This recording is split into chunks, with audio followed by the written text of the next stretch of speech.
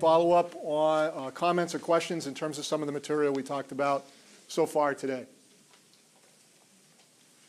Yes? So I mentioned this to you during break, that I think that when speaking of functional equivalence, especially in the avoidance and escape condition of behaviors, having a scenario in which the teachers kind of choose where the breaks are might work very well, but having the child just be taught appropriately how to demand for a break or how to ask for a break, it's more functionally equivalent. Because if he's tantruming to get a break, then it'll just be better for him to appropriately ask, oh, I need a break now, or I need to be removed. And then reinforcing that continuously, and then you can fade that out over time, where he's not getting a break every 2 seconds that he asked for it, but just a more appropriate situation in that sense. Right. Great suggestion, and that's why I asked you to do that here with a larger group. That's coming under this idea of avoiding and escaping effortful tasks. Another choice there in terms of functional equivalence is to teach the student to appropriately ask for a break, and reinforcing that continuously initially, and then fading that out. So that is another option there, and it is building in a functional equivalent with them choosing the appropriate way to ask for a break as opposed to choosing an inappropriate way to ask for a break. There was another comment or question. Along the same lines, the individuals who have attention problems also have hyperactivity problems. Some of them do, and yeah. if you can use a directed movement kind of thing, give them not only a break, but a chance to move and do something that maybe increases their self-esteem or is a rewarding thing in itself, just to say, well, hey, I got out, I did something, and I got some good feedback. Sure. Yeah, so the break may entail different opportunities there depending on the needs of that particular student. For the more active student, allowing them to actually leave the desk for a few minutes or seconds or whatever it might be helpful as well. And you're right, having the pairing of any of these strategies with positive reinforcement is going to be key as a motivator. Any other follow-up questions or comments from what we've talked about so far? Okay, so the next segment where we're going here is I want to give you examples of strategies by different mediators. Remember, we have teachers, parents, combination of parents and teachers, peers, computer technology, and the students themselves. So we're going to go through examples of all of those, all right? And the place we're going to start, of course, is with the teacher. And just as a preface to what I'm about to talk about, and I mentioned this to someone during the break who was saying, we do a lot of these things. We work with kids with emotional and behavioral needs, and we do a lot of these things already. And it's true that the teacher-mediated component of this is not mysterious in any way, shape, or form. What's needed here in terms of teacher-mediated interventions is good instruction and good behavior management. I wish I could tell you something that was more exciting and earth-shattering and would blow you away in some way, but that's what it comes down to, is teachers using good instructional practice and good behavior management. The key, though, of course, for these students is that those good instructional practices and good behavior management need to be applied on a consistent basis. See, we can get away with sloppier instructional practice, looser behavior management when we're dealing with students who don't have special needs, who don't have ADHD. When we're dealing with kids that have behavior disorders and ADHD, we can't get away with that inconsistency without paying the price. Okay, so again, I wish I could tell you something that was far more exciting or far easier, but that's what it comes down to, is good instructional practice, good behavior management. So let's talk about the good instructional practice. That's what's on this slide.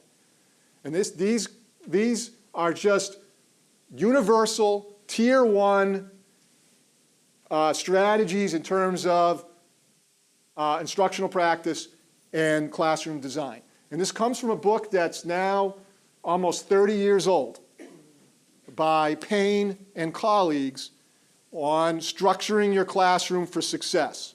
That's the name of the book. Very skinny book. I don't even know if it's in print anymore, to be honest with you, but if you can get a hold of it, it's great.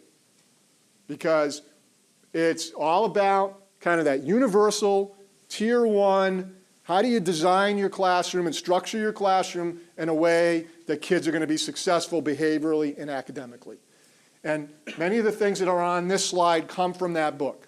And there's nothing really here that's, I would assume, new to you. But it's practice that a lot of times we get away from, that we don't do consistently as teachers or as adults working with kids with disabilities, particularly ADHD. So reminding students of rules, we talked about that already earlier. Maintaining eye contact when we're speaking with students, particularly students with attention problems. Maintaining eye contact is going to be key.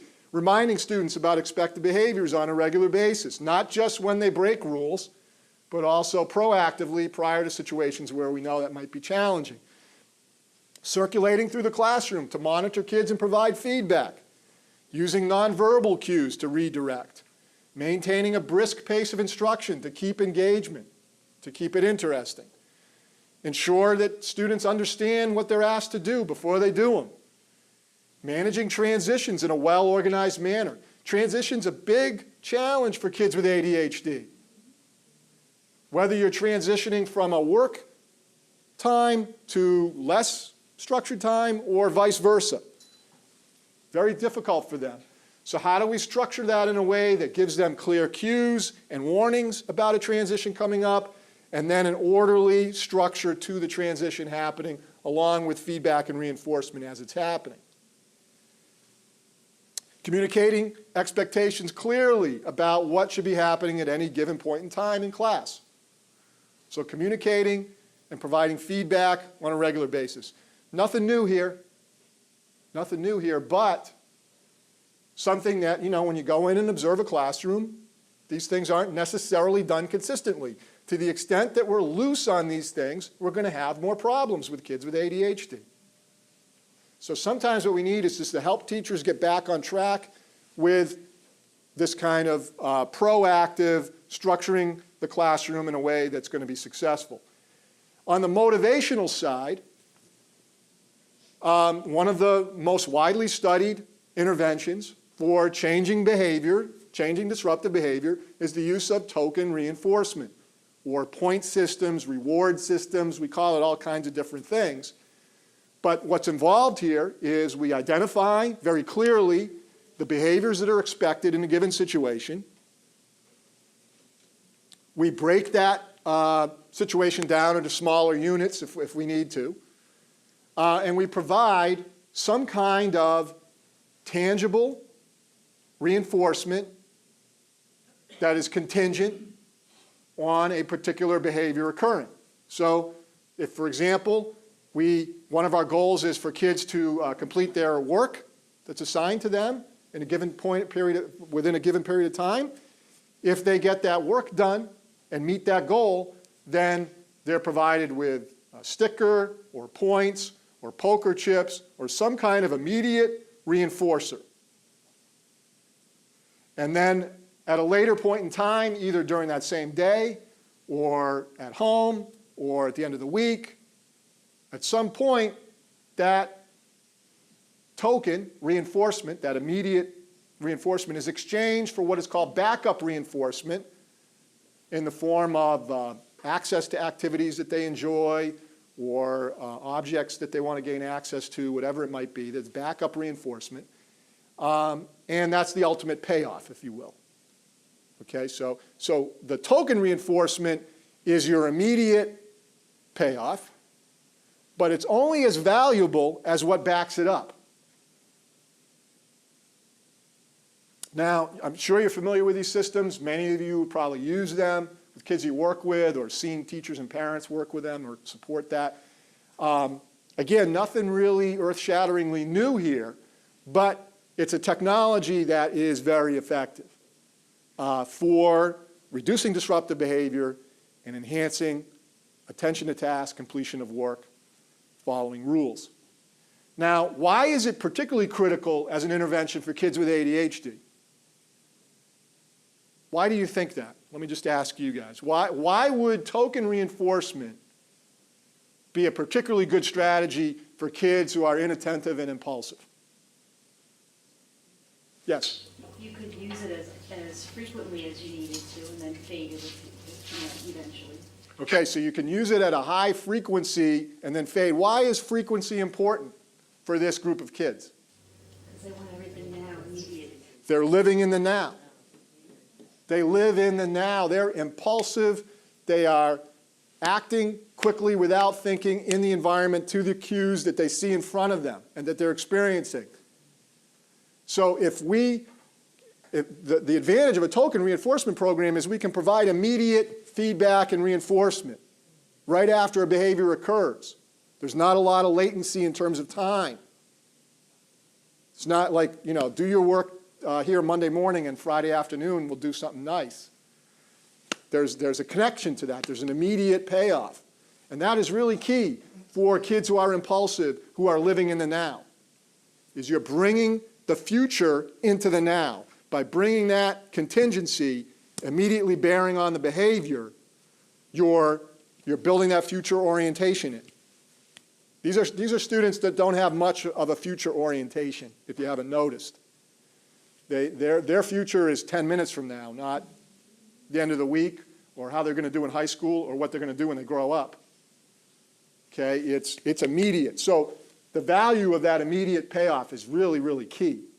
Of course, it has to be backed up by something that's reinforcing. Otherwise, it's not all that valuable. Now, what are some things we need to think about? And I've listed some of these here. The practicality of these kinds of systems, particularly in general ed classrooms, can be questionable, although what we've done in those situations is thought about, okay, we're not asking you as the teacher to implement the token system for the entire 6-hour school day. Let's think about periods of the day, even if they're 10, 15, 20, 30 minutes, where we can implement the system to focus on high priority behaviors at high priority times. Okay, so we could get focused in that way so that we're not overreaching with teachers. The other option, of course, is to do a class-wide token economy. And for those of you who've worked with teachers who have implemented these appropriately, you know that, yeah, there's a lot that goes into building it at first. There's a lot of time and effort and so forth spent on building it up initially. But then once it gets going and it's being consistently operating, it actually saves time. So that is another option, is to go class-wide, because the class-wide actually helps in terms of the bottom point here, the reactions of other students, of, how it's unfair that, Johnny gets, poker chips and I don't, and I do the same thing. I do a better job than Johnny. How come I'm not getting them? You get those kinds of things. And a class-wide system kind of takes that out of the mix. What do you use for rewards? The preference is to use activities that kids like to engage in, not toys or trinkets or other tangible objects if you can avoid it. Preferred activities work better in the long run, and they're cheaper, more efficient. One thing that I've seen that kind of relates to the next item here, the satiation effect, is the use of a mystery motivator, or a grab bag, if you will, where at the end of a particular period of time and their coming time to exchange their tokens for the backup reinforcement, they can pick out of a bag, literally, a slip of paper that tells them what they've earned. And these are all things, presumably, that they would like to earn, but they don't really know. There's some mystery to it. There's some interest level to it, in terms of what you're actually going to earn.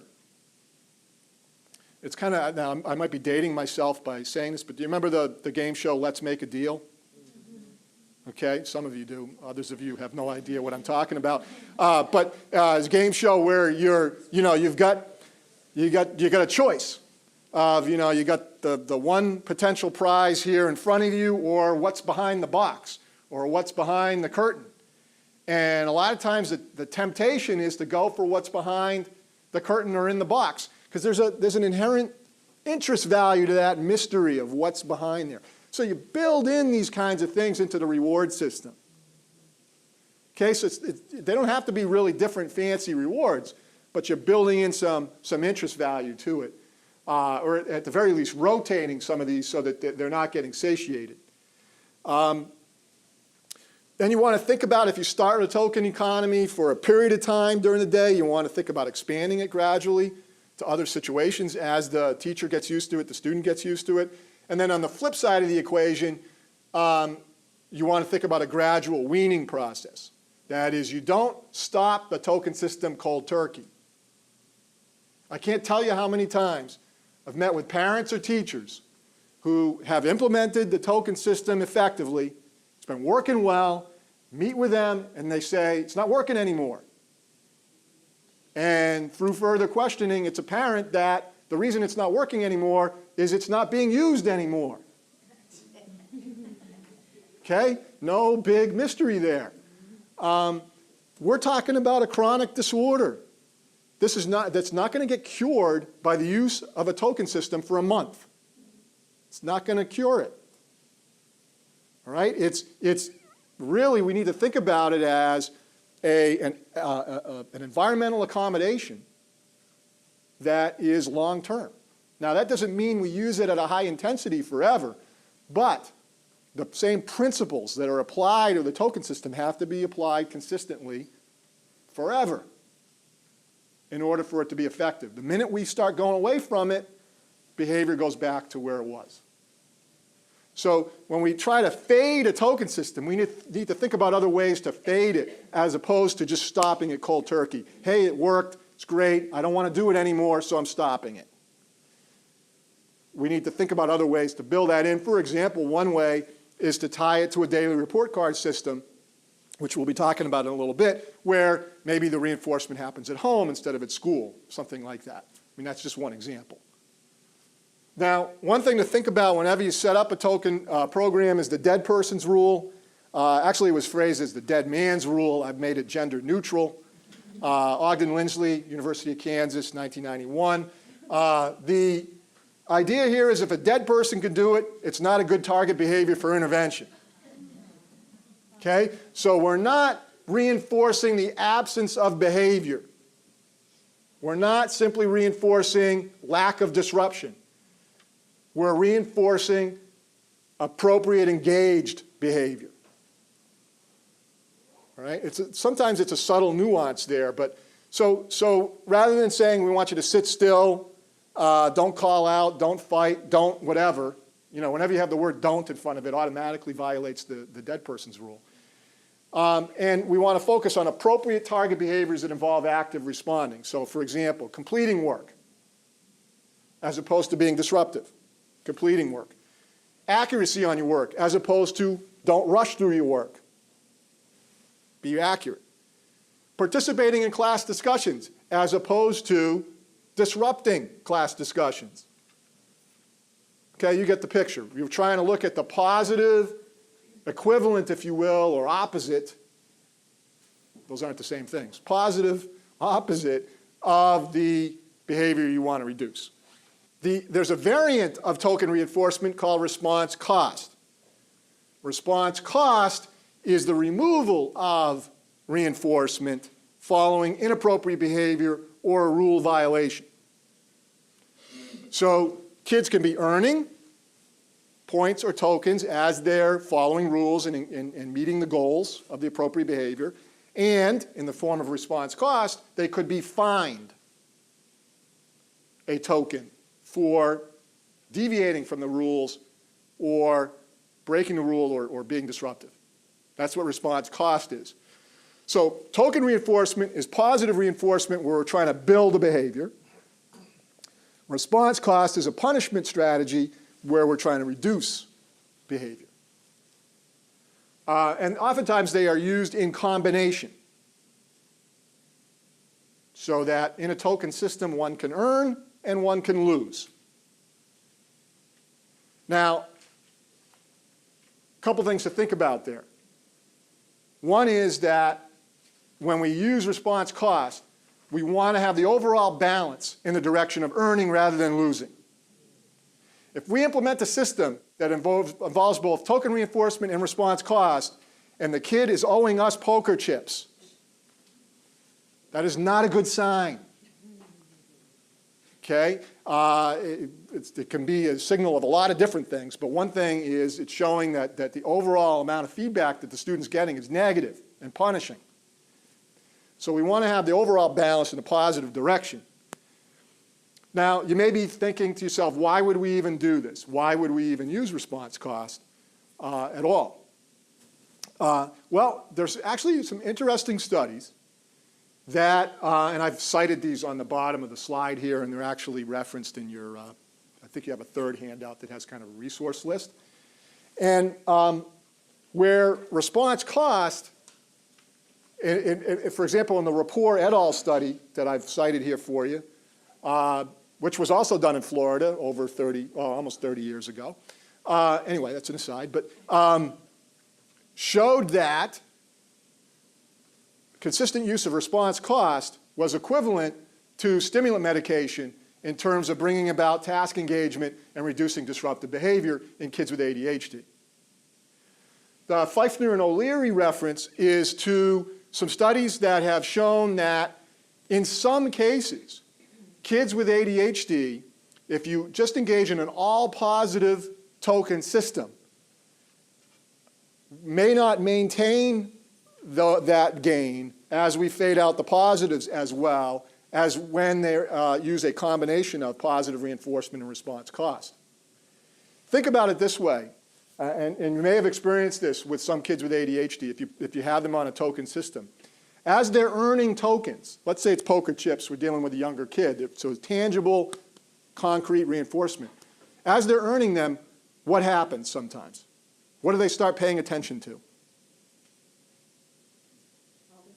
The chips, right? They're counting them, they're playing with them, they're looking at them, they're staring at them, and they're, fantasizing about what they're going to get for these chips. And meanwhile, the task is sitting there or the activity is sitting there and they're missing out. Okay? So and I'm not saying this happens in all cases, but it can happen. And the advantage of response cost in that situation is it's a little reminder, hey buddy, got to be back here. Yeah, it's great that you earned all these tokens, but you got to keep focused. And you could lose. You could lose some of those that you've earned if you don't get back to work. Okay, that's the idea behind it. There's a neat little system called the attention training system that's kind of a high-tech version of response cost that I want to show you on this huge screen here. So if you really squint really hard, you'll be able to see it. But let me move this up. And I actually do want to show it to you because I can point out some things here for you. But before I do that, this is from I'm using low technology here, videotape. Some of you may remember those. But it's a tape that on classroom interventions for ADHD that my colleague Gary Stoner and I published 12 years ago or so. And it is focused on a third grade classroom in a school near me in Pennsylvania, and on one student whose name is Todd in this classroom, where a team of school personnel are designing an intervention plan for him. So, and one part of the intervention plan is the use of this attention training system or response cost system. Okay, so let me show this to you. Again, I apologize that it's so far away for you, but hopefully I can at least point some things out. Open economy, in which a student earns points by engaging in appropriate behaviors and loses points for engaging in inappropriate behaviors. When you say response cost, you're talking, and clarify for me, the inappropriate behavior. That's the school principal. Would be some type of penalty attached to it. Whatever we would decide, be it points, tokens, or whatever it be, that is being given for the causes. Structural support teachers, special should be education. taken away. I get you. In this particular situation, School perhaps one of psychologist. the things that we have in mind This is is the classroom using teacher. something like the attention Here we see the use of a device called the Attention Training System, or ATS. The student module sits on the child's desk, and the teacher keeps her module with her. The student automatically accumulates points unless the teacher observes him engaging in inappropriate behaviors. She can then deduct points from wherever she is in the room. It's immediate. And that, I think, becomes a critical factor, especially for children like Todd, to know immediately. And I think for you, I don't want to speak for you, Nita. Do you find that that would be something that would be comfortable for you and not intrusive into your lesson presentations, something that's manageable, workable for you, positive for you, yet positive for Todd also? If you can see it immediately, I think I'm certainly willing to give it a try.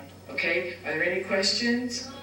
Okay, then you may begin. This is Todd, this is the attention trainer. The ATS is an unobtrusive way to provide individual student feedback without interrupting the flow of ongoing instruction. In addition, it has been shown to have positive effects on both social and academic behavior. Students also tend to find it enjoyable. So you're automatically getting points. You can set it for 1 minute schedule or 4 minute schedule. It's automatically dispensing points on the front of that module, right here. Now he's off task. Notice how Todd responds as he loses a point for off-task behavior. What happens when you, okay, let's say he has a certain amount of points that he's earned throughout the day, and he only lost so many. What do we do with the points that he has accumulated? Would it be possible, even for Todd to come up with a menu himself? We already talked about that, so I'm going to stop there. And I apologize again for, but hopefully at least you could see that it's this little module. It sits on the student's desk. It gives points, 1 minute schedule, 4 minute schedule. It assumes the kid is on task. And then what happens is if they go off task, teacher presses a button, the red light comes on, they lose a point. The red light goes off after 15 or 20 seconds, and they're able to earn that point back. That's another key, is that that point is not permanently gone. They have the opportunity to earn it back. So again, I think that this is, I don't want to overdo this, but response cost as an option, as a variant on a token system, particularly if a student may be overly stimulated by an all-positive system or may need these kind of reminders to get back on task. Yes? Two questions. There's something that seems inherently unfair about response costs, because I'm thinking. Inferior what? Inherently what? Unfair. Unfair, yeah. I'm thinking if I work today and I earn my wages, you know, or if I work the morning and I've earned my wages, if I, you know, mess up or get fired in the afternoon, I still get the wages I earn. Yeah. And then what about the lack of simply not earning a token? Isn't that a response cost? That's another variant. You could set up a, obviously with a token system, you only earn it when you earn it. So it's not a response cost. You're not losing anything, but you haven't gained anything. So that certainly is part of the reinforcement mechanism, is you're only getting the reinforcement when you've earned it. It's not automatic. To go back to your first point, I see what you're saying, that there could be an element of fairness of I've earned what I've earned and I shouldn't be able to lose it. Keep in mind that two things. One is that attention trainer sits on a desk for a period of time. Whatever the points are at the end of that period of time, those go into the kid's till. Those are now in the bank. And so when you come back in the afternoon, those are still in the bank, and you put the attention trainer back on the desk and you're starting at ground zero again. Okay, so in other words, the earnings are happening in a given situation. It's not the cumulative pot that's being taken from. It's the points that are earned in that given situation. The other thing, though, is to think about this. You've earned your money at your job all day, and then you get caught speeding. And you get fined. You've broken a rule. You get fined. You lose that money. You lose what you've earned because you've broken that rule. So this is kind of like that in the sense that, yeah, you've earned it, but if you deviate from the rules, you could potentially lose it. Again, none of these strategies, remember we're trying to avoid the one size fits all. Okay, so I'm not saying use the attention trainer with every kid you're working with. I'm just giving it to you as an example of a variant of a token system that might be helpful, particularly in situations where the all-positive approach has its limitations. Okay, any other questions or comments on this? Yes? Would you compare the attention training system with like a non-contingent reinforcement attacked with a response cost, or would it be more like a DRO attacked with a response cost? Well, you could. The attention trainer is yes, it's differential reinforcement of non-disruptive behavior is what's happening. So it's automatically the module assumes the kid is on task, is not breaking rules, is not disruptive. So you're right. It's differential reinforcement of anything that's not disruptive. Okay, and then you're costing the kid. You're fining them when they become disruptive. I don't know if that answers your question. Yeah, but could it also be seen as non-contingent reinforcement? Because, I mean, if the teacher is not paying attention and the kid is going off task and they don't catch it, then there may be some times where they're being reinforced for whatever they're doing. You're right. It's only as good as the teacher who's implementing it. are those systems like very expensive? Is that how practical is it to? Well, they're it's like a couple $100, I think, for the system. I haven't purchased any recently. I don't know what the current price is, but when it first came out and the last few years, it was a few $100. I mean, you can do variants on this. The rapport study that I mentioned to you earlier was actually using a flip chart where the teacher and the student had flip charts with numbers on them on the student's desk and the teacher's desk, and the teacher would be flipping in a positive direction every few minutes when the kid was on task and following rules, and then deducting if they were off task, and the student was just keeping up. Every so often, he or she would look up at the teacher's desk to see what points were at there and set his or hers accordingly. So, I mean, you could do it in a low-tech way. You can do it with the exchange of poker chips. There's all kinds of different ways you can do it. This is just a higher-tech, more feasible way of doing it for a teacher. Yes? I'm struggling with the case right now. The parent established a token system at home, but we can't keep up. Because he gives the kids like, okay, if you do the work, it's your day. You gotta pick whatever restaurant, whatever park you wanna go to. Or now he's up to, this is a second grader. Yeah. Now he gets $5 for homework. The teacher can't keep up with it. Yeah. So how do we handle this?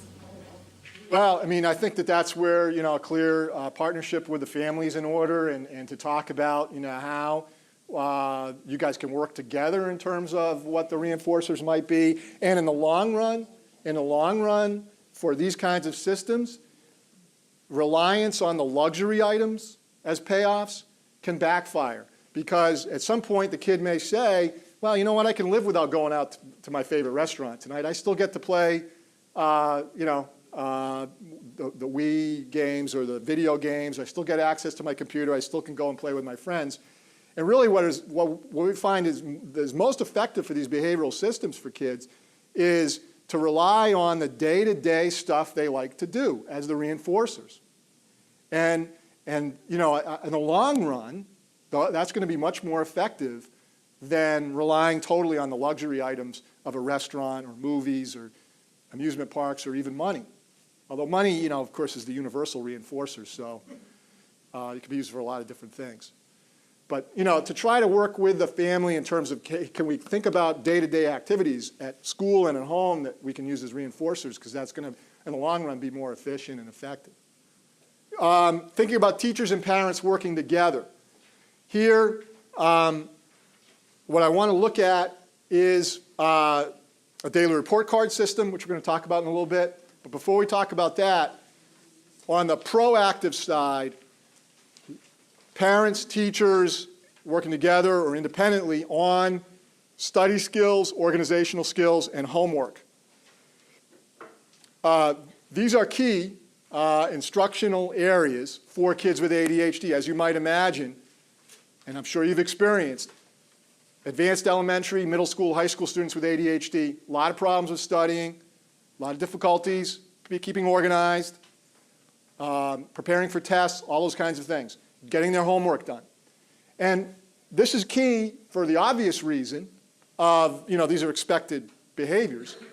But there's actually a study that I read that's in press, I read on the way out here yesterday, that using some data from what is called the MTA study, which is the multimodal treatment of ADHD study, it's the largest treatment outcome study ever conducted for kids with ADHD, where they looked at, this is a large sample, 500-something kids, they looked at the connection between kids' ADHD behaviors when they're in elementary school and their academic outcomes in high school, their grades that they earn in high school and their achievement test scores in high school.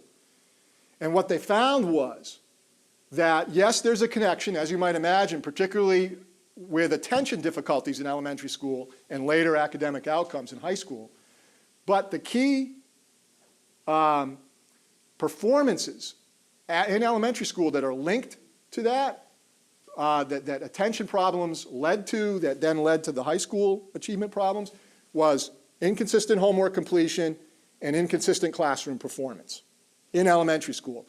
Those accounted for the most variance in the high school outcome beyond the symptoms of ADHD. So in other words, yes, we need to focus on inattention. We have to build attention skills in. But even more clearly, we've got to focus on enhancing consistent classroom performance and enhancing homework completion and homework performance. Because those are clearly tied to how kids do in high school.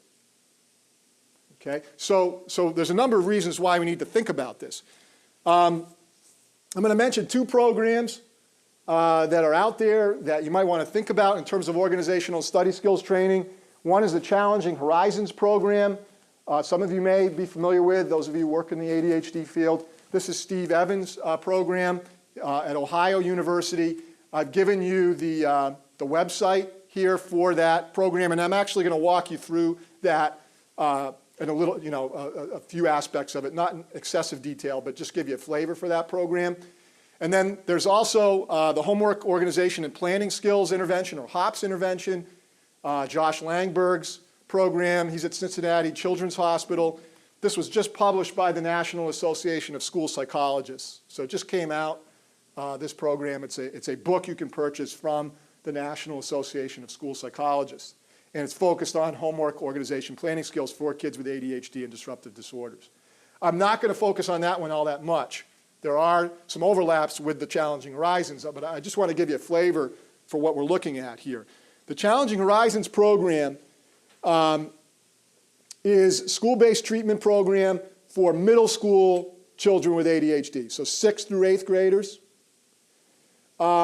Initially, it was implemented as an after-school program, and I'm guessing that many of the middle schools in this area probably have some after-school programs for kids who might be struggling with study skills and that kind of thing, or homework.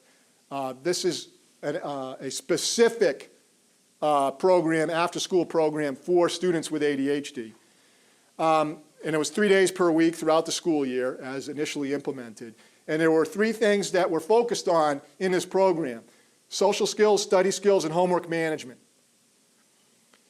Initially, when this system was implemented, it was implemented by graduate students or undergraduate students who are working in a psychology department at James Madison University, which is where Steve Evans used to be on faculty. Over time, the program has evolved to be implemented during the school day by teachers or counselors. Okay? But what I'm going to describe to you are the components of that initial after-school program, much of which has been now infused during the school day. So there's a focus on homework management, as I mentioned to you, organizational skills. And by organizational skills, I'm not talking about fancy stuff here. We're talking about keeping a locker where everything doesn't fall out when you open the door. Or keeping a desk where you actually know where your books are. Or keeping a notebook where things are actually semi-organized and the math work is in one section and the reading work is in another and all that. taking notes, study skills, and then a focus on written language. Part of the homework piece is an assignment notebook, which I'm sure you're familiar with this whole approach of having kids keep assignment notebooks. And this is a fairly universal thing that is done at the middle school level, where kids are provided with assignment books. All kids are provided with them and expected to keep note of their assignments. The problem for kids with ADHD is they are given an assignment notebook and they lose it, they don't use it, they use it for notes to their classmates. They don't use it for the intended purpose, at least in a consistent fashion. So in the Challenging Horizons program, there's active teaching of how to use an assignment notebook. So there's a gold standard model that is provided to the students in terms of how it should look. And then you're basically providing direct instruction on what you should do as a student in terms of meeting that gold standard, in terms of writing the assignments, and then a motivational piece where there's reinforcement for approximating the model. Initials the notebook, so that teachers check the notebook on a regular basis, and then in some cases there's home-based reinforcement for meeting the standard, getting the teacher's initials and meeting the standard of what the assignment should look like. Nothing fancy here. It's basically trying to break down that task of keeping an assignment book down into smaller units, teach what needs to be taught, and then provide motivational contingencies for doing it. Okay?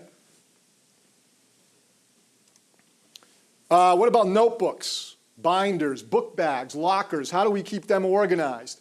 Again, we give students a standard. Here's a checklist of what should be done, or how your locker should look, or how your desk should look, or let's take a picture of what a clean locker looks like, or what an appropriately organized binder or book bag look like, and you need to meet that standard. So initially what we start with is dumping everything. And, you know, some of the lockers that these kids could have, or desks or whatever, or book bags are you know, a mess. So let's figure out what needs to be retained and what should be dumped. And then once we have that, we give the child the standard they need to meet, and we check on it on a regular basis. And in the Challenging Horizons program, it's the counselors or the teachers who are managing that program who will check on a regular basis as to whether standards are being met for having these things organized. Note-taking, another example where direct instruction may be necessary.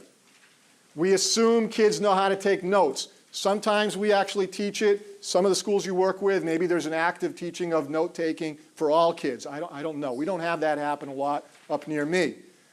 But for kids with ADHD, assuming they know how to take notes and are paying attention enough to take notes is a huge assumption that usually is not met. So in the Challenging Horizons program, counselors or teachers, whoever it is that's working with them, will give them a format of how to take notes, model it for them while thinking aloud. So information will be, there'll be a mock lecture given, brief lecture given during the Challenging Horizon program time. And the person who's modeling the note-taking will make the process external. They'll think aloud. They'll talk through, okay, the teacher just gave me a main idea. I need to write that down. Now the teacher has given me some examples of that main idea. I need to write those down as a subsidiary of the main idea. Okay, so they're thinking aloud of the process that they need to follow. And then the class, the CHP class, remember this is initially an after-school program. It's not necessarily a subject area class. Now try to do it themselves. There's continuing lecture, and now they're practicing the note-taking, and they're being coached. They're being asked to think aloud, how they're doing it, what decisions they're making, and they're being coached and reinforced for that. Over time, you fade the prompts, and you fade the modeling, you fade the feedback. It's like teaching any other new skill. You have to make the implicit explicit, model it, coach it, give feedback, and gradually fade. And then there's periodic checks on the quality of the notes. So you're looking at the CHP counselors actually look at notebooks and are checking that quality on a regular basis and giving feedback to the students about it. The biggest hurdle, of course, is generalization. You can teach these note-taking skills in a CHP session, but does it transfer over to social studies or science or math or English class? Do they spontaneously use these newfound strategies on their own? No, they don't. Not unless we prompt it, the teacher prompts it and gives them feedback to do it. So the teachers need to be on board with this program in order to prompt and reinforce the skills that we're teaching. Otherwise, they're not going to do it on their own because they don't want to feel different. They don't necessarily recognize the opportunities, when to use the note-taking, when not to. We need to give them clear prompting, clear reinforcement about it. Homework management. This is going to require some partnering with parents, where in the CHP program, the parents of these kids are told that every night they need to require a certain amount of academic work from their students, whether they have assignments or not. So 30 minutes every evening, let's say, I'm just picking an example, 30, the number of minutes are going to vary by grade level, but let's say it's 30 minutes every night is expected of academic work at home. And the parents simply need to cue that that's happening, make sure that that's starting, and then check the products at the end of the time to make sure that it's, of reasonable quality. They're not there, sitting there and doing the homework for the student. The parents I've worked with, we're constantly reminding them, you already went through 5th grade. You don't need to be doing 5th grade again. Your 5th grader needs to be doing it. So the parent is providing the space, the time, the opportunity, the feedback, but is not doing the work and is not hovering there, engaged with the student for every detail of getting the work done. The amount of time that they have to do at home is negotiated based on grades. If they're doing well in school and they're getting their work done, then maybe we go easier on the required academic time at home, as long as they get their homework done. If, however, they're struggling, then that's going to be part of the picture. And if there's no schoolwork that's brought home, the parents need to assign work. Okay, you say you have no homework, I want you to, read one of the stories in your English book, or I want you to do some math problems out of your math book. And the key, of course, is that there's got to be a motivational component. Home privileges are contingent on completion of time.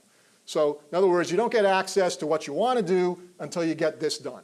Okay, in the CHP program, there's a child component and teacher component, and then there's some parent sessions where they're given some support, two 1-hour sessions where they're given some support on how to implement a homework management program. And just really quickly, the Challenging Horizons program has been used with a good degree of success, particularly for middle school students with ADHD. You can see the top bullet here that there are notable improvements in meeting organizational skills criteria, homework accuracy, and academic performance. There is some individual differences in how kids progress through this system. Some kids get it right away and really locked into it. Other kids take some time to get to a point where they're successful. Others show initial honeymoon effects, doing really well, and then gradually dissipate. So the key thing is consistency. The key thing is consistency in working with the students through those low points so that, that highly variable behavior becomes more consistent as well. In recent years, I believe that there's an extension of the Challenging Horizon program to high school students. They haven't published any of that yet, but that's the focus, I think, of Evans and his colleagues at this point, is to think about how we apply some of these things at the high school level. I do want to mention there's 2 other homework programs really quickly I want to mention. The Homework Success for Children with ADHD is a book published by Power and colleagues in 2001. That's a program that's primarily parent-based. Okay, it's really a home-based, parent-based homework program. And then the Meyer and Kelly approach is really a combination of parents and teachers working together. In the interest of time, I'm not going to go through all the details of this study and this approach, but it involves training students to self-monitor their homework performance. And this was with 6th through 8th grade kids, all of whom had ADHD, all of whom had homework problems. The system that was used, this was for social studies, reading comprehension, and test preparation was the focus. They used this SQ4R method. I don't know if any of you are familiar with that. It used to be SQ3R at one point. Now it's SQ4R. And the S stands for surveying titles and headings prior to reading, so getting a feel for the subject area. Q is formulating questions before you read, in advance of the reading. The first R is to read to find answers to questions. So you're trying to give a purpose to the reading. You're trying to answer your questions. The second R is to recite the answers to the questions in your own words. So trying to personalize that information. The third R is to write answers to the questions. So you're reciting them and writing them. And then the last R is to review the text and the question answers for accuracy. Make sure you didn't miss anything. Okay, so SQ4R. So these students were trained over a few sessions to implement this technique as they did homework in social studies. And what happened is the parents would prompt the student to begin the homework, help them maybe initially organize the materials, and then make sure that they completed the monitoring checklist. They didn't complete the checklist themselves, the parents didn't, and they didn't critique the accuracy of the homework. They did, however, provide contingencies for completing the homework, so it's getting done. We're not knowing about the accuracy, but it's done, and for 80% of the steps on the monitoring checklist being complete. And I've given you the example of the checklist. So I turned in my homework, I wrote down my assignments, blah, blah, blah. You can read through all of these. If 80% of these steps were met, then they got a reinforcer. Okay, so that's the motivational component, and that was at home. The results of this study found significant reductions in homework problems, improvements in classroom preparedness, the teachers reported, relative to a control group. And notably, the improvements maintained a month later. Okay, so the session stopped. Presumably the kids continued and the parents continued to do what they were supposed to do. We don't know if they did or not. But a month later, the gains were still there. And the parents and students liked this at a pretty high level. Okay, so it's another example. Again, I'm not saying it is the only way to go. I've given you several examples of organizational skills, homework approaches. It's up to you to think about what's going to be feasible, what's going to be most effective for a given student in a given situation. Questions at this point? Can I presume that the kids that with whom these studies were completed were strictly ADHD and didn't have an ODD component? Good question. I don't know in the Meyer and Kelly study specifically, but most research studies with kids with ADHD, about half of them also have ODD, or oppositional defiant disorder. ADHD rarely comes by itself. So I'm guessing that in the Meyer and Kelly study, that there was a portion of those kids who also had ODD or other conduct problems. I don't know that for sure, but I'm just guessing that. Only because these things seem so, okay, they could be very, very effective. Yep. But then I'm thinking about the kid who's like, well, you know, Yep. who gets an attitude just because it's coming from an authority figure. I got you. And again, that's why I'm saying you got to think about what fits, what doesn't. The other thing to think about is if a motivational component is used consistently within the context of this, certainly reward systems and consistent behavior modification works for kids with ODD as well as kids with ADHD. Okay, it might have a few more challenges, but it still works. So to the extent that you hit on something that's reinforcing and you're building it in contingently to what's being asked of the kid, there's no reason why it can't work for a kid with conduct problems in addition to ADHD. It might be harder to get done, but it still can be effective. So another example, parents and teachers working together, in fact, a prime example in terms of interventions for kids with ADHD is the use of a daily report card system or homeschool note system, homeschool communication system. There's a lot of different ways of phrasing this, but the idea is that parents and teachers are partnering together to identify goals at school that get reinforced at home. Okay, that's the way it's traditionally done, is you identify goals, outcomes that are desired at school, and to the extent that those are met, reinforcement's available at home. So what do we need to think about when we're designing some of these kinds of programs? You see some of those listed here. We need to have a few goals identified in a positive manner. Remember the dead person's rule. Okay, we want to avoid putting goals in there that violate the dead person's rule. Secondly, we want to include both academic and behavioral goals. Why? Because we're not just focused on reducing disruptive behavior. We want to enhance functioning. So we're setting goals that involve enhancement of functioning. The other thing is, if a kid is doing better academically, they're getting more work done, for example, and their work is more accurate, and they're participating more actively in the class, by definition, they're not disruptive. Because typically, those are incompatible behaviors. Now, there are some very talented kids with ADHD who can get their work done and still manage to disrupt the class at the same time. All right? But for most kids, those are incompatible behaviors. So if you're targeting better academic and social functioning, then the disruption, the reduction of disruption will follow. Keep it small, number of goals, 4 or 5 goals at a time. Don't overdo it. Remember, you can change those over time. You can increase what's being expected of the student over time. So you don't have to shoot for everything all at once. It's key that there's some kind of quantitative feedback about performance that's given here by the teacher. I've given you one example. This is a very rudimentary daily report card, very general, where the teacher provides a rating in each class period for several things: class participation, classwork performance, following rules and getting along with others, and quality of homework, teachers initialing it, and so forth, and that's being completed throughout the day. Now, that's very rudimentary and vague. I'll give you some other examples of target behaviors in a minute that are more specific. But the point is that there's some kind of numerical system, 1 being excellent, 5 being terrible, 2, 3, and 4 being in between, that the teacher's giving, that it's being given regularly throughout the day, and that it's being sent home every day.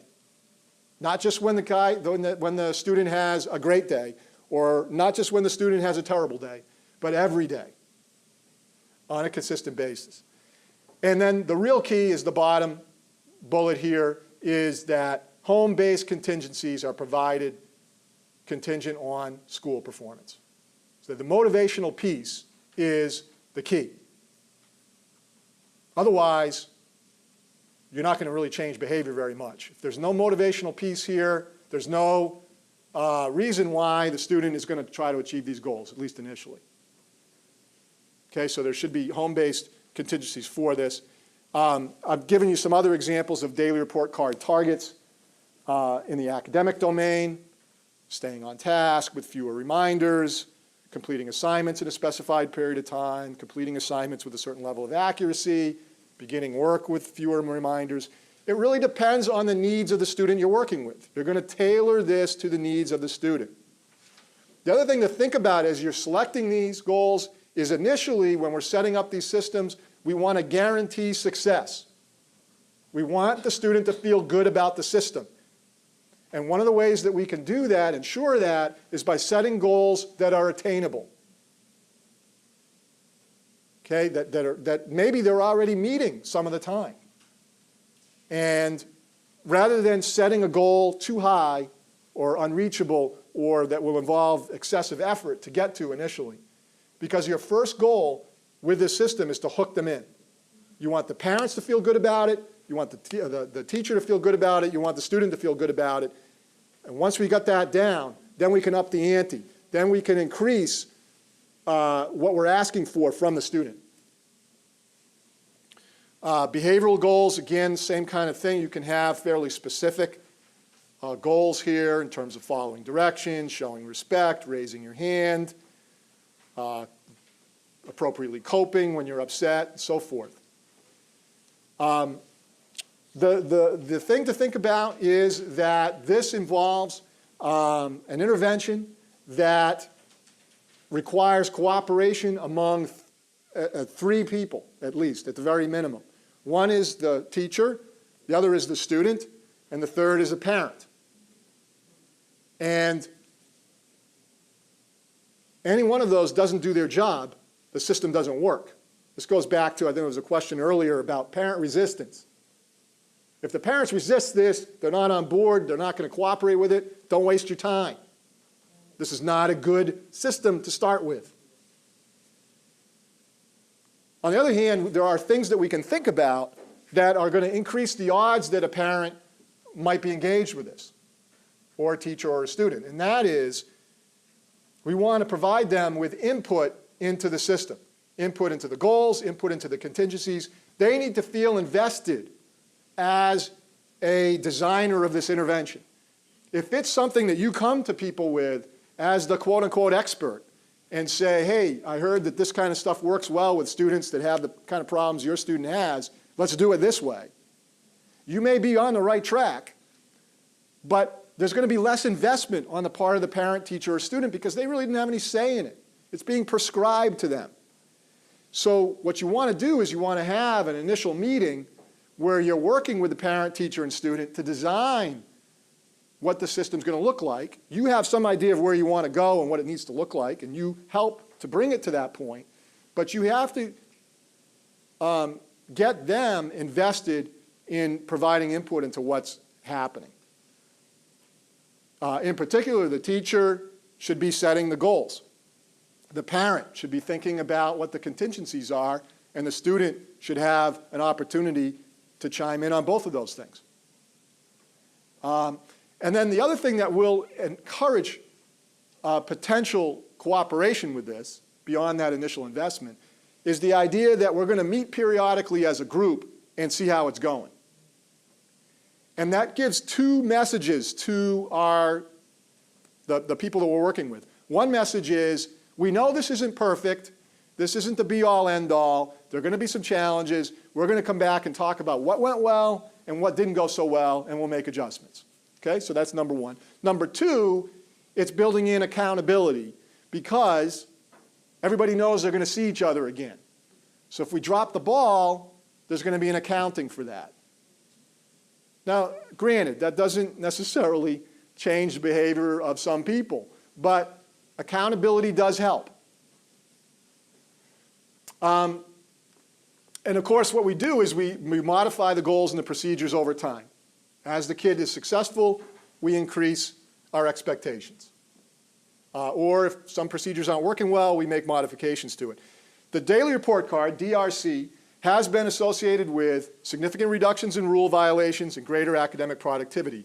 The citation there is to a meta-analysis of DRC studies that was published in 2010 in School Psychology Review. So overall, it's an effective system. You can get more information about specific report card components and variants and examples and procedures at these two websites.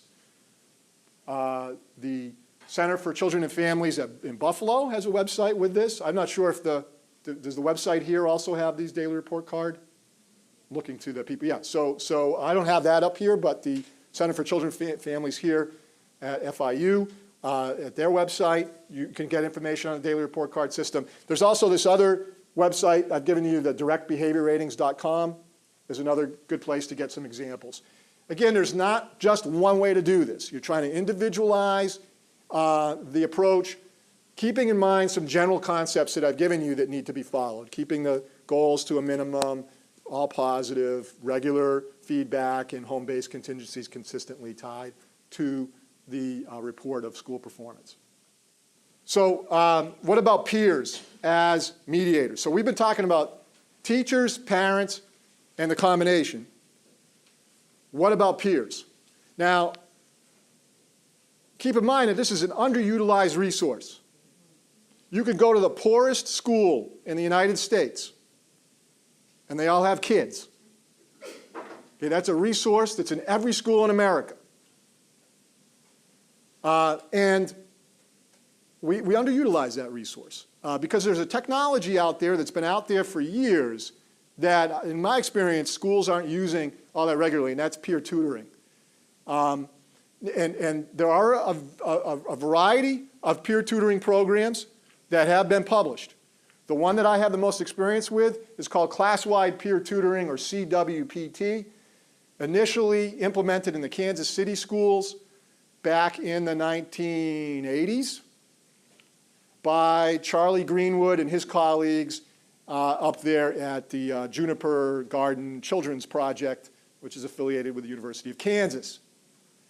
Why did they start class-wide peer tutoring as an intervention in those schools? Not because they were trying to deal with ADHD, but because they had poor, under-resourced schools, and they were trying to increase kids' academic engaged time.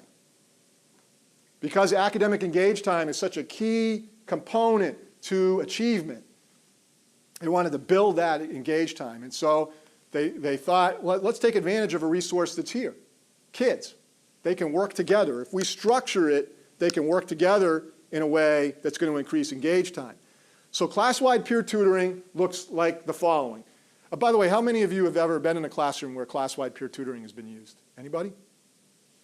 Two people. Okay. So again, gets to my point, underutilized. Okay, so here's what it looks like. You take a classroom, let's say this is our classroom, and we divide the classroom into two teams. Team A is on this side, Team B is on this side. Okay? Now, within the teams, we pair you up. We pair you up. And we don't necessarily have to pair you up by ability or anything like that. But when we're talking about kids with ADHD, let me just give you a sidetrack. You want to be strategic about who you pair your student with ADHD up with. For example, you don't want to pair a student with ADHD up with another student with ADHD. Okay? That's not a good combination. You want to pair that student with ADHD up with, doesn't necessarily have to be the star of the classroom, but a kid who is a fairly good student, who fairly well behaved, and is fairly tolerant. That said, I'm going to tell you about this in a little bit, some data we collected on this. You know, that very quickly behaviors change with class-wide peer tutoring, so it really is not a problem for the most part in terms of that pairing. But I would advise against two ADHD kids working together. So what happens with class-wide peer tutoring, the pairs, the tutoring pairs are provided with what Greenwood calls scripts, which is basically answers to math problems or spelling words that they're practicing or the reading passage they're supposed to be working on. So it's reading, math, and spelling that has been primarily used with class-wide peer tutoring historically. And so what happens is, in these tutoring pairs, for let's say 10 minutes, Johnny tutors Billy, and then a timer goes off, and they switch roles. So it's reciprocal, all right? And the tutor has the answers. Let's say we're going over math problems, and they have the math problems in front of them, and they orally administer the math problems to the tutee. So let's say we're working on addition. I'm the tutor. I say, what's 3 plus 2? So the student doesn't have a written sheet in front of them, although they can use a written worksheet if they need to. The student, the tutee, then responds, 3 plus 2 equals 5. If they get the correct answer, the tutor has a grid, a number grid from 1 to 200, I think, something like that, or 1 to 100, where they just make a hash mark through 2 points. Okay, so they hash mark through 1, 2. So you've earned 2 points. So there's reinforcement from the peer tutor. That's right, 3 plus 2 equals 5. Here's 2 points. They don't necessarily say it, completely that way, but initially that's what they do so that the connection is made. And then you give the next problem. What's 4 plus 4? 4 plus 4 is equal to 8. Okay, another 2 points. Good job. And you keep moving on, right? Now, if the student makes an error, there's immediate error correction. So if, the problem is 3 plus 2, and the student says 3 plus 2 equals 4, the peer tutor says, no, that's not correct, 3 plus 2 equals 5. The tutee, the student, then has to say 3 plus 2 equals 5, 3 plus 2 equals 5, 3 plus 2 equals 5. They have to say it 3 times, and they get a point. Okay? So immediate error correction, immediate opportunity to correct your error, and you get feedback. All right? So you go through all the problems, you're going for 10 minutes. The teacher is milling about the room, giving feedback and bonus points to tutoring pairs that are working well together.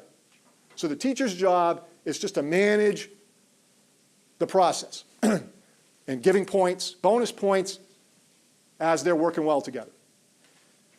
10 minutes come up, timer goes off, they switch roles. Okay, so the ADHD student in this procedure is also a tutor for a period of time. And then at the end, you tally up the points, and the teacher keeps a scoreboard up in front of the room as to Team A versus Team B. Remember I divided you guys into 2 teams? Team A versus Team B. How many points does Team A get today? How many points did Team B get? We tally it up at the end of the week. Whoever wins gets applauded by the other team. There's no token reinforcement, no backup reinforcement. It's all social contingencies. Okay? Now, how does that work with kids with ADHD? A bunch of years ago, did a study in the Allentown School District, which is the 3rd largest district in Pennsylvania, kind of an urban district, lower to low middle socioeconomic status. 18 kids with ADHD in regular classrooms, and we had some comparison kids as well.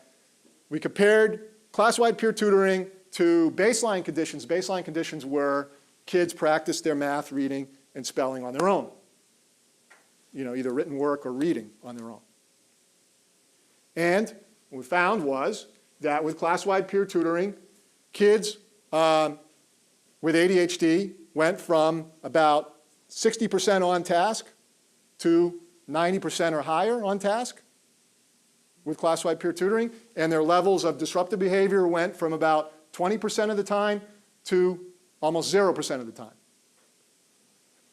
The other thing is that their test scores at the end of the week improved for about half of the kids with ADHD. Just for a couple of weeks, this was just a 2-week trial of CWPT. So just in those couple of weeks, there was some academic improvement. The other thing is that the kids without ADHD also improved. They were more engaged. They also did better. Okay, so this is not an intervention that's simply for kids with ADHD. They can help the entire class. And actually, Greenwood has some nice data, some nice longitudinal data, showing that even higher achieving kids show gains from class-wide peer tutoring, both in the short term and the long term. Okay, so this would be the equivalent of a Tier 2 intervention. Those of you familiar with the tier system, this is kind of a class-wide intervention that could be applied, particularly if you have some students that are struggling academically or behaviorally in that class. I actually would, if I were a teacher, I'd be using it as a Tier 1. I'd be using it with every class, but that's just me. Just saying that it would be certainly applicable Tier 2. It also is applicable if you have a student with ADHD where the function of the behavior is to gain peer attention. Okay, because here now you get the functional equivalent. You're getting peer attention for doing the academic work. Okay, questions on this or comments? Yes. I actually had this question a while back, but many of us work with EBD students. They're in self-contained, a lot of them are ADHD with behavioral problems. These are excellent strategies to utilize, but I'm wondering, what does the data show? Is it effective with self-contained? You're asking about class-wide peer tutoring in particular or just in general? No, and just everything that we've heard of. Well, certainly we go back to the beginning, the token reinforcement and response cost piece. One of the first places that those studies started was in special education classrooms for kids with EBD. I mean, that's definitely there.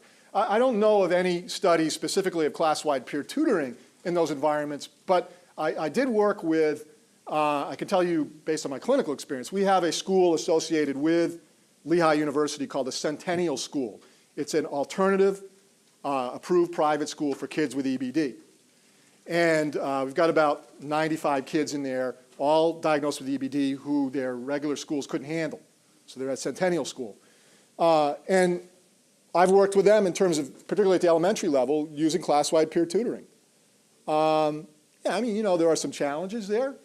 But if kids are motivated by getting attention from their peers, which most kids are, and you structure this well and you provide contingencies, you know, in the case of the Centennial School, maybe instead of just applauding the winning team gets something good, you know, some other privilege.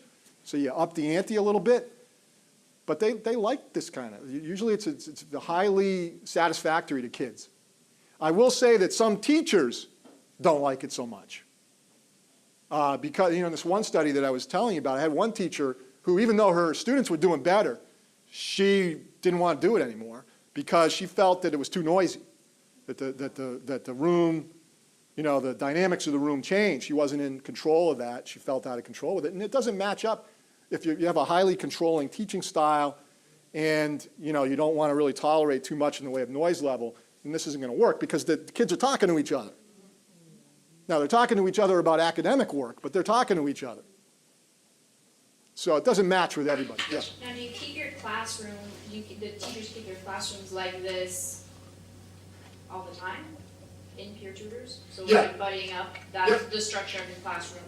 Yeah, keep in mind, it's not throughout the day. It's for, it takes the place of independent seat work practice. So this is not how the classroom is structured throughout the day? No. It's, thank you for asking that question. I don't want to give that impression. It's used in the context of practicing skills. You know, the peers aren't actually teaching. They're modeling and reinforcing practice of skills that are at least partially acquired. Okay? And that's another thing to think about is all these interventions that we've been discussing, they're not necessarily applied throughout the 6-hour day. You can target, you know, like we were talking about with the token program. Maybe you pick math time or math class, and that's where you focus. So you're not using it through the whole 6-hour day, but you're being targeted about it and you're making priorities in terms of what you're focused on. Same thing here. This is not throughout the day. It's for specific situations, in particular where disruptive behavior might be occurring when kids are practicing skills, and if the kids are motivated by peer attention, this is a really good match. Okay, we're going to talk about one more mediator before we break for lunch, and that is computer technology.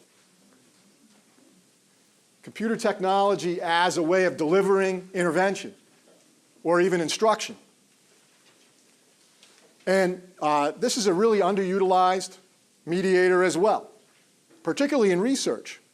I remember I was in graduate school, I hesitate to tell you this, but you could probably guess by looking at me, a long time ago. It was in the 1980s, okay? And personal computers were just starting to come on the scene.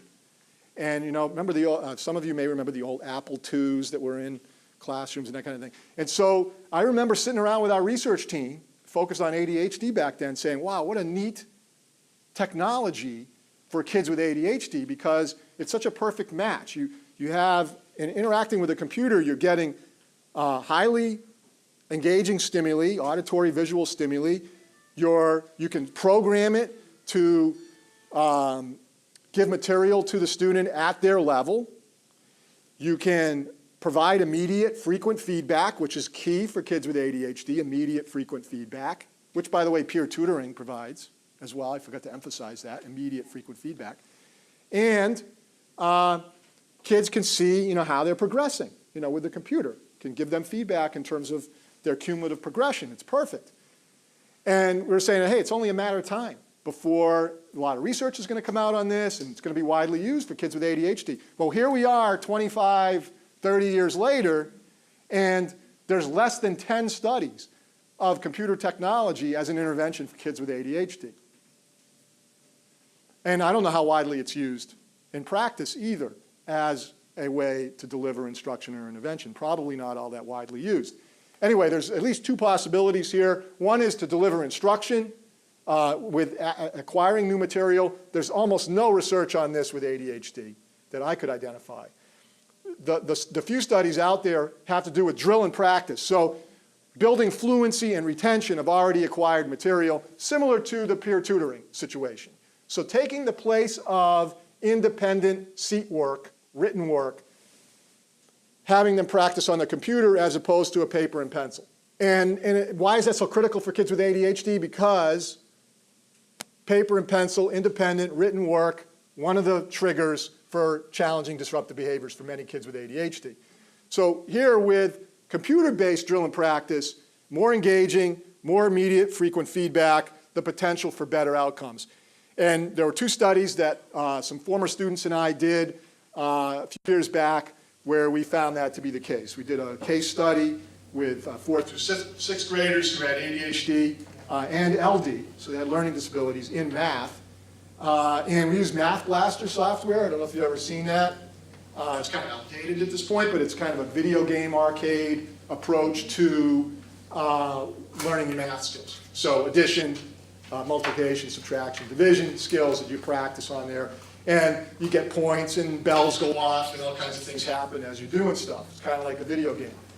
And what we found, we used curriculum-based assessment data to show that kids gained in their math skills, and also we observed them, they were more engaged with the math work when they were working on the computer than when they were doing it as written work.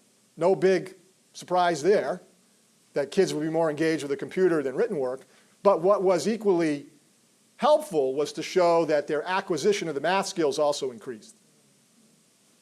At least for 2 out of 3 kids, not all of the kids.